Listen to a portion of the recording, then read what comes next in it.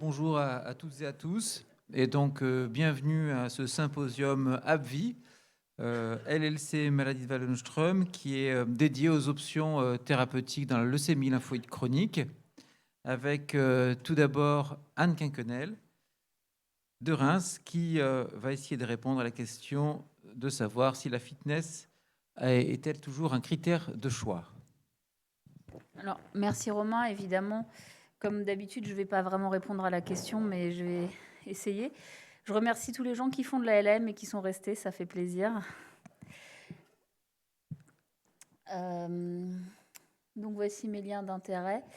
Avant de parler de fitness, les questions que je veux poser, en fait, quand on m'a donné le titre de Sympo, je me suis dit, oulala, c'est pas très simple. D'habitude, on me demande de faire les recos. C'est plus facile. Et finalement, j'ai un peu cherché et ça m'a fait m'interroger sur différentes questions. La première, c'est qu'est-ce qu'on entend quand on parle de fitness? Alors, le fitness, la fitness, j'en sais rien. De toute façon, c'est une traduction un peu moche d'un mot anglais.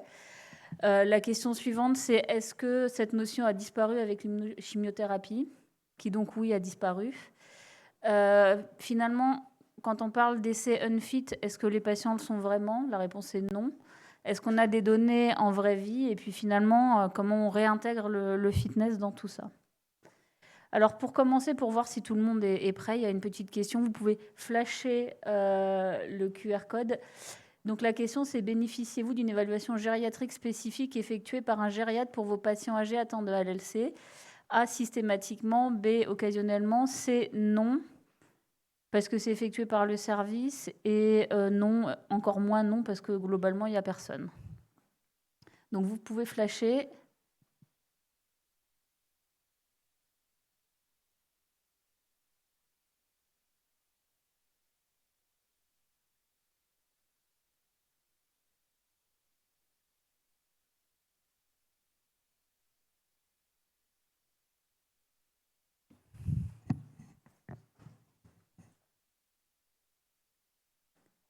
Ok, et ben c'est parfait. Je suis plutôt agréablement surprise, en toute objectivité, parce que ça veut dire qu'il y a quand même à peu près 50% des patients qui peuvent avoir accès à une évaluation gériatrique s'ils en ont besoin, ce qui est en soi une bonne chose. Donc, si on se réintéresse finalement au concept de fitness, l'avènement du fitness va avec l'avènement de l'évaluation gériatrique standardisée, ce qui est le Comprehensive Geriatric Assessment, qui est un concept qui a été développé par Lodovico Balducci et ça a été publié en 2000. Et donc, c'est finalement le début de l'évaluation oncogériatrique standardisée. Et c'est quelque chose qui quand même est assez complexe et qui reprend plusieurs notions et pas uniquement les comorbidités comme on les connaît, mais également aussi tout ce qui est sur les activités de la vie quotidienne. Ça peut être des scores de dépression, des scores de nutrition. Et donc, c'est quand même quelque chose d'assez global. Et ça va avec ce qu'on a en évaluation gériatrique en français. Et ça permettait, après cette évaluation standard, de définir 3 groupes de patients. Les patients qui étaient considérés comme dits fit et qui devaient être traités avec un traitement maximaliste. Les traitements qui étaient fragiles et pour lesquels on parlait vraiment de traitement palliatif en oncologique, et tous les patients intermédiaires qui pouvaient bénéficier d'un traitement, mais avec soit des doses réduites, par exemple, ou des soins de support. Et donc, c'est ce que vous voyez là dans ces 3 groupes.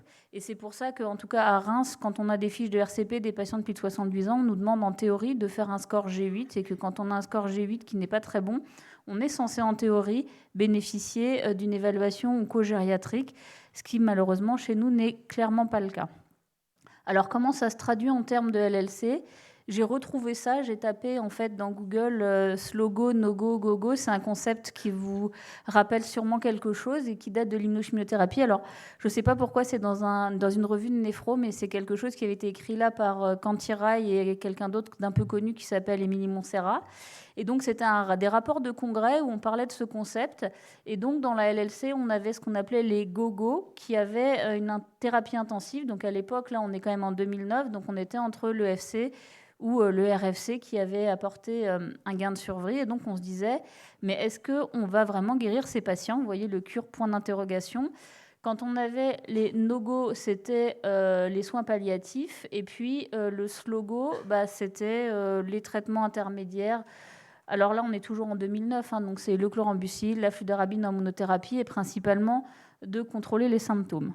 Alors, j'ai aussi regardé dans mes propres topos et j'ai retrouvé un truc qu'on avait fait avec Madame Michalet en 2016, à l'époque où on faisait des diapos carrés. Par chance, c'est pas écrit en comics en MS, mais donc on avait quand même ces 3 groupes de patients avec les patients dits fit qui devaient recevoir du FCR. Et vous voyez que notre objectif, c'était d'avoir une MRD la moins détectable possible ou la plus profonde possible, d'avoir une survie globale augmentée. Et on avait déjà considéré en 2016 que faire du chlorambucil, c'était un peu comme faire des soins palliatifs. Et au milieu, on avait pour les patients unfit, alors soit un FCR à dose adaptée, et puis c'était l'époque de la bataille du BR versus le G chlorambucil en fonction des chapelles, des préférences de chacun. Donc tout ça, c'était des choses finalement qu'on utilisait au temps de l'immunochimiothérapie, avec vraiment aussi un objectif de traitement, c'est-à-dire que le patient jeune, on veut on veut lui augmenter son espérance de vie. Le patient fragile, on veut contrôler ses symptômes et améliorer sa qualité de vie. Et au milieu, on est un peu intermédiaire.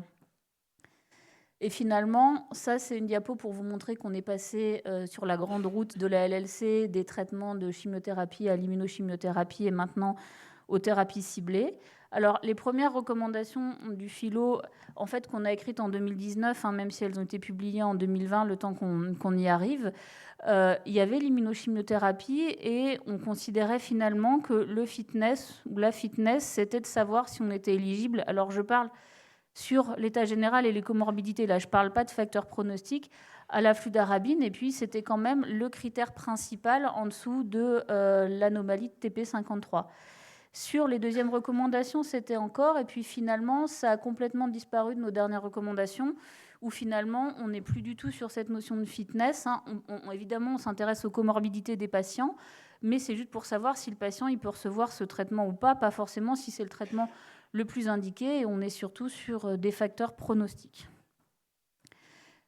Je vais passer assez rapidement, mais les recommandations américaines du NCCN qui sont mises à jour régulièrement partent effectivement en première ligne sur des BTKI et sur le GVEN.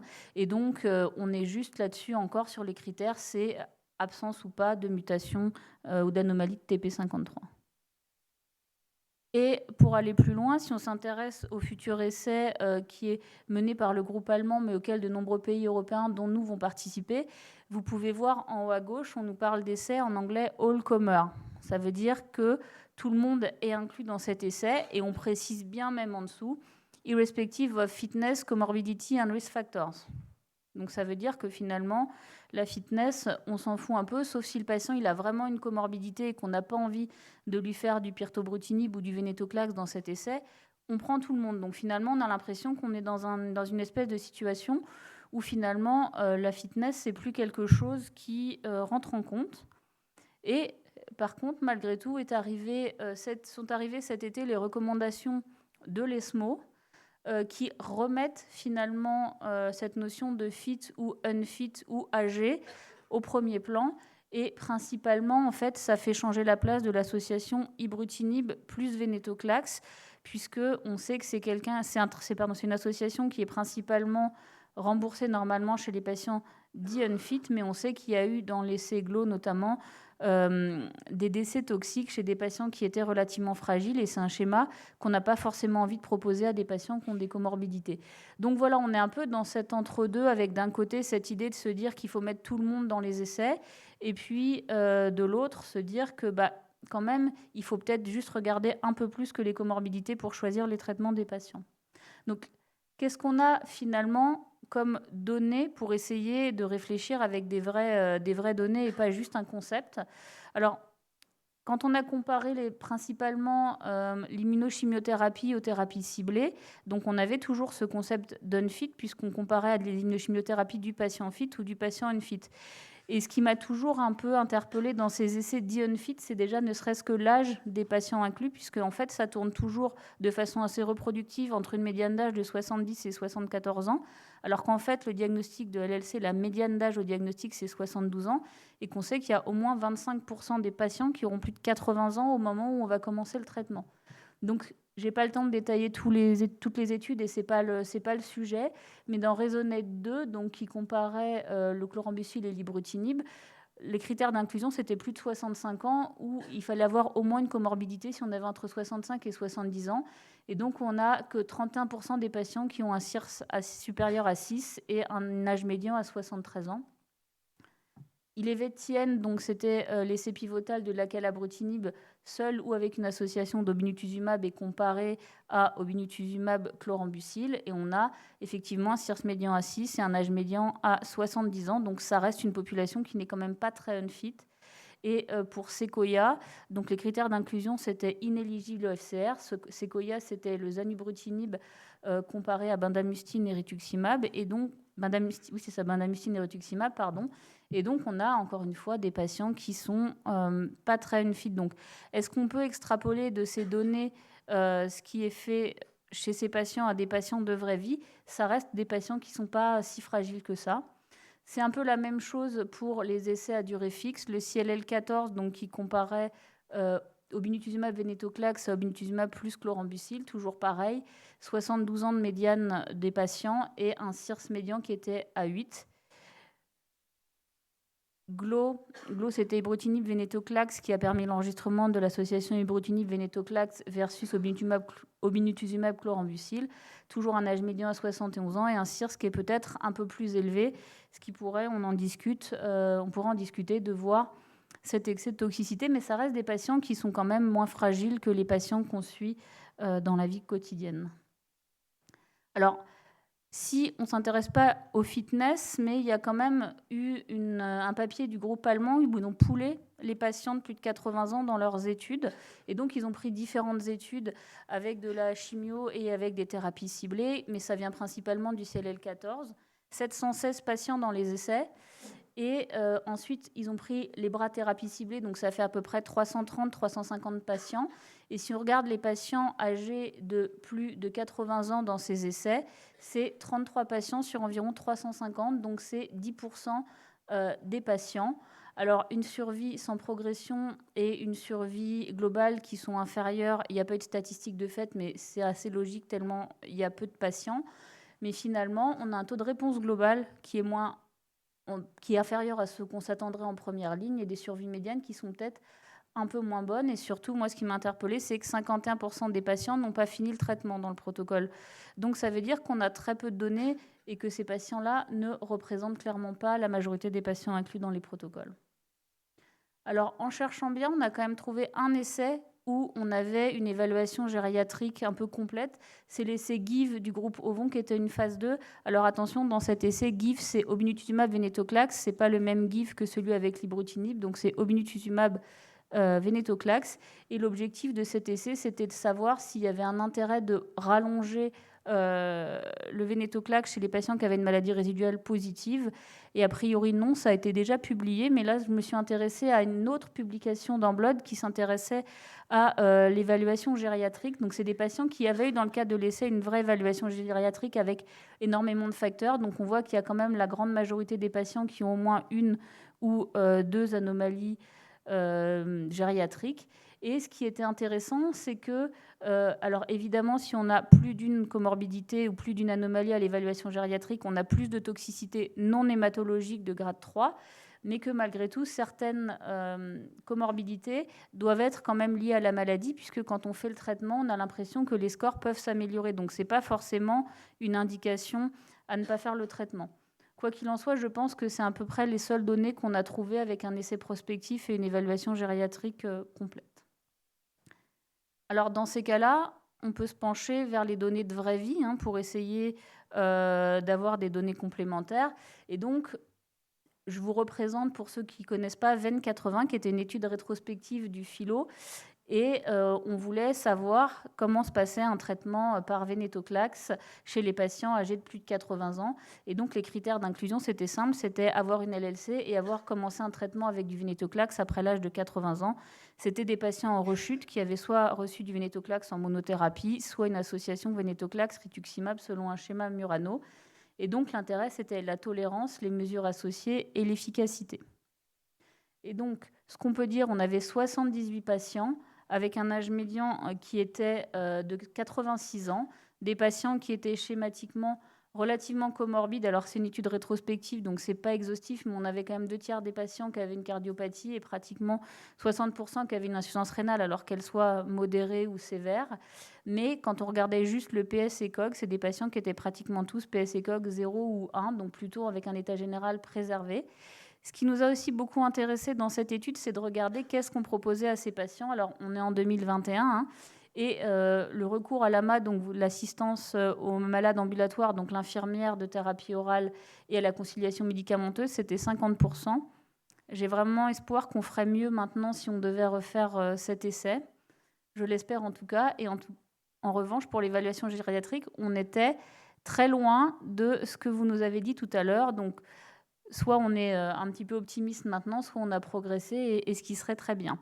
En tout cas, il y a 80% des patients qui avaient atteint la dose maximale de vénétoclax avec une réponse globale qui était de 85% et des arrêts qui étaient majoritairement non liés à la progression de la LLC. Et on avait ces courbes de survie sans progression et de survie globale qui étaient presque identiques à 29,3 mois, ce qui veut dire que les patients décédaient soit d'autre chose que d'une progression de la LLC, ou alors que quand on arrive avec une LLC qui rechute et qu'on a plus de 80 ans et qu'on est très avancé dans les lignes, le pronostic est très mauvais, mais en tout cas, ça nous avait montré que c'était faisable. Je ne l'ai pas présenté ici par manque de temps, parce qu'il y a également une étude italienne qui a rapporté des résultats à peu près identiques. Et j'ai regardé si j'arrivais à trouver le même genre de données sous ibrutinib. Et finalement, il y a une étude rétrospective italienne qui a été publiée cette année. Alors, vous voyez que quand même, on a tous énormément de patients traités par ibrutinib, et on a des données de vie réelle sur 80 patients de plus de 80 ans traités par ibrutinib. Alors, la caractéristique, c'était 63% avec un CIRS supérieur à 6. Il y avait quand même des comorbidités cardiaques, du diabète. Et puis, il y avait au moins 73% des patients qui avaient au moins un traitement à visée cardiovasculaire, une réponse globale à 89% et une survie sans progression estimée à 42,5 mois, ce qui est quand même beaucoup. On n'a pas le droit de comparer, je suis d'accord, mais c'est quand même pas énorme pour une cohorte de première ligne sous ibrutinib, 42,5 mois, même si le recul était assez long, et une survie médiane à 51 mois. Et donc, les facteurs prédictifs de survie sans progression dans cette étude rétrospective, c'était le CIRS et l'arrêt de traitement de plus de 7 jours. Donc, en conclusion à la question est-ce que la fitness est toujours importante, on est, je pense, dans une époque de prise en charge de la LLC de première ligne où on a la chance d'avoir beaucoup d'options thérapeutiques. C'est une chance, mais c'est parfois également une difficulté. Et donc, on va avoir différents facteurs qui rentrent en compte. On a les facteurs du patient, donc le fitness, l'âge, on a les comorbidités, il y a la préférence du patient, la logistique des aidants, il y a tous les facteurs effectivement de la maladie avec la biologie et notamment les facteurs pronostiques, la présentation de la maladie. Je pense que les antécédents infectieux sont aussi importants quand on va choisir la mise en route d'un premier traitement. Il y a des facteurs qui sont liés au traitement, donc qui vont nous limiter, en plus du fitness et des comorbidités, la cardiotoxicité, la fonction rénale, les comédications et les interactions médicamenteuses. Et puis, il y a aussi d'autres facteurs qui sont qu'est-ce qu'on veut faire comme séquence thérapeutique chez les patients. Si on fait une première ligne, il faut peut-être commencer à penser à ce qu'on fera ensuite. Les problématiques de résistance. Et je pense qu'il faut aussi qu'on s'intéresse un peu tous à la problématique des coûts de notre traitement, et que même si ce n'est pas ce qui doit guider complètement nos choix de traitement, je pense qu'il faut quand même être raisonnable. Et donc, la fitness dans tout ça, on est sur une phase où vraiment la décision, elle appartient aux médecins, également aux malades. On est sur ce qu'on appelle, on aimerait bien tendre de plus en plus vers la décision médicale partagée. Donc oui, le fitness va compter par rapport à, en même temps que d'autres facteurs. Je pense qu'il va falloir pas vraiment faire le traitement personnalisé, c'est pas le bon terme, mais faire le traitement le plus adapté aux patients. Et je pense que contrairement à ce qui est dans les essais all commerce actuellement, je pense qu'il est de bon ton de se rappeler de ce qu'on a appris de l'immunochimiothérapie des patients et de se rappeler c'est quel était l'objectif du traitement qu'on met en place pour un patient. Est-ce qu'on veut prolonger la survie? Est-ce qu'on veut miser sur une amélioration de la qualité de vie, minimiser les effets indésirables? On le veut toujours, mais pas dans les mêmes proportions. Et je pense que pour répondre à la question, voilà, ma conclusion, ce sera de bien se rappeler pour chaque patient pour lequel on commence un traitement, de se demander quel est l'objectif précis pour ce patient. Merci beaucoup, Anne, pour l'éventail des données. Puis,